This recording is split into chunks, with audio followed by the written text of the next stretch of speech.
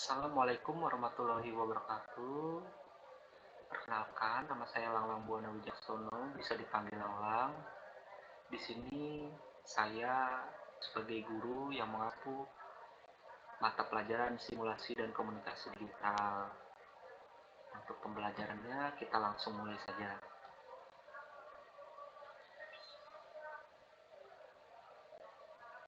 Untuk materi yang pertama, kita akan membahas logika dan algoritma, yang dimana kompetensi dasarnya adalah 3.1-nya menerapkan logika dan algoritma komputer. 4.1-nya menggunakan fungsi-fungsi perintah atau komen. Tujuan pembelajaran ini adalah memahami logika dan algoritma komputer. Yang kedua, menjelaskan logika dan algoritma komputer. Ketiga, memahami fungsi-fungsi perintah atau komen. Kita lanjut. Nah, algoritma komputer itu terdiri dari konsep logika, yang dimana kata logika menurut kamus berarti cabang ilmu pengetahuan yang mengamati tentang prinsip-prinsip pemikiran deduktif dan induktif. Kata logika menurut istilahnya berarti suatu metode atau teknik yang diciptakan untuk meneliti ketepatan penalaran. Jadi di sini logika adalah mengamati tentang prinsip-prinsip pemikiran deduktif dan induktif. Oke, kita lanjut.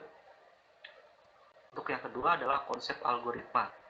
Manusia dan komputer berkomunikasi dengan cara memberikan perintah kepada komputer berupa instruksi-instruksi yang disebut program agar dapat melakukan pekerjaannya. Komputer membutuhkan instruksi komen yang diberikan oleh user yang bersangkutan. User di sini ya kita sebagai usernya. Algoritma harus ditulis dalam notasi bahasa pemrograman agar dapat dilaksanakan oleh komputer. Jadi untuk bahasa algoritma ini terdiri dari bahasa komputer, tidak ada dalam bahasa manusia maupun bahasa lainnya.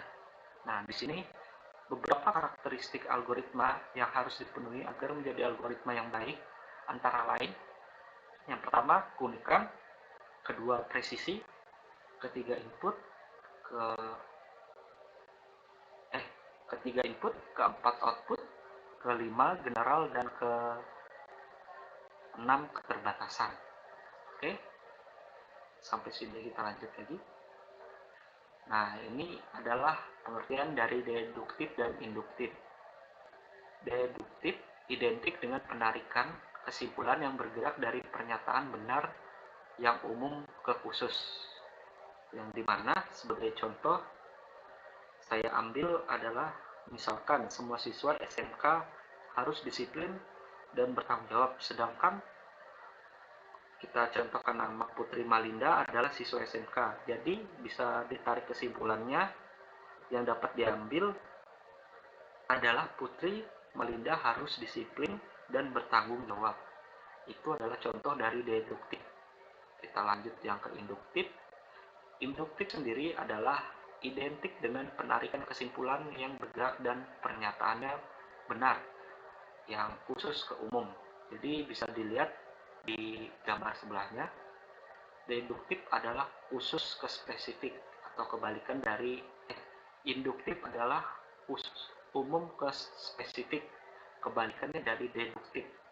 Oke, misalkan contoh saya ambil, adik Mahendra sebagai siswa SMK harus rajin belajar agar mendapatkan hasil yang memuaskan.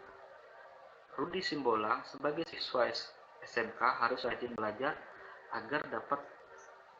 agar mendapat hasil yang memuaskan. Dan Dimas sebagai siswa SMK harus rajin belajar agar mendapat hasil yang memuaskan. Jadi dapat ditarik kesimpulan yang lebih spesifik adalah yang dapat diambil adalah siswa SMK yang rajin belajar akan mendapatkan hasil yang memuaskan. Nah, itu adalah pengertian dari deduktif dan induktif, pemikiran deduktif induktif. Oke, kita lanjut. Di sini yang selanjutnya adalah fungsi-fungsi perintah atau komen. Comment atau CMD identik dengan sebuah perintah yang terdapat pada OS Windows guna memudahkan user dalam menjelajahi Windows, baik secara online maupun offline. Salah satu dari sekian banyak manfaat comment adalah kemampuan untuk mendeteksi adanya virus, memisahkan virus dengan file yang terinfeksi, serta mencari file induk virus hanya dengan perintah attrib. Oke. Nah, di dalam komen terdapat beberapa fungsi sebagai berikut. Yang pertama adalah guna membiasakan pemakaian komen lain pada CMD yang terbiasa dengan server core yang menggunakan OS berbasis teks. Yang kedua, secara harfiah, prompt memiliki arti mengeksekusi perintah lebih cepat dengan menggunakan CMD. Pada saat melakukan perintah, masuk pada direktori tertentu atau mencari file tertentu, ternyata CMD lebih cepat dan lebih ringan dibandingkan Explorer.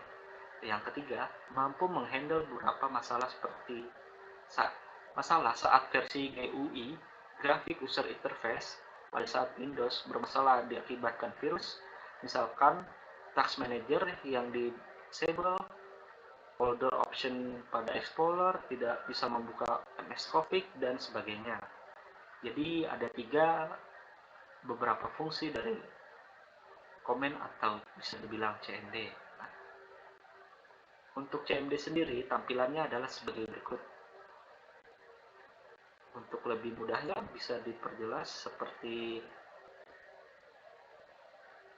untuk komen itu bisa kita lakukan dengan cara, kalau di Windows 10 seperti ini tampilannya bisa kita ketik yang di bawah dengan tulisan CMD, bisa huruf besar bisa huruf kecil, akan tampil seperti ini, komen, yang dimana komen ini adanya cuma ada di Windows. Kita klik, nah, dia akan muncul seperti ini. Ini yang dinamakan komen. Oke, kita lanjut kembali lagi.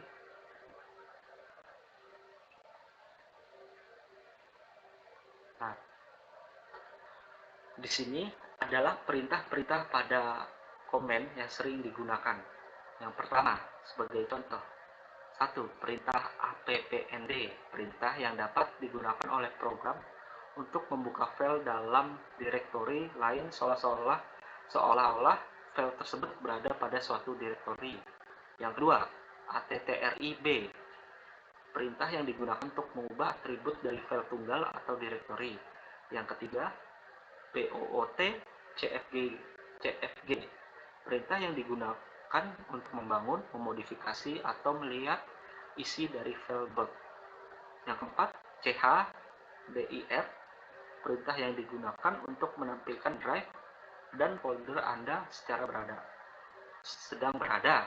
Nah, yang kelima, CHDSK, perintah pemeriksaan disk ini yang digunakan untuk mengidentifikasi dan memperbaiki kesalahan tertentu pada hard drive.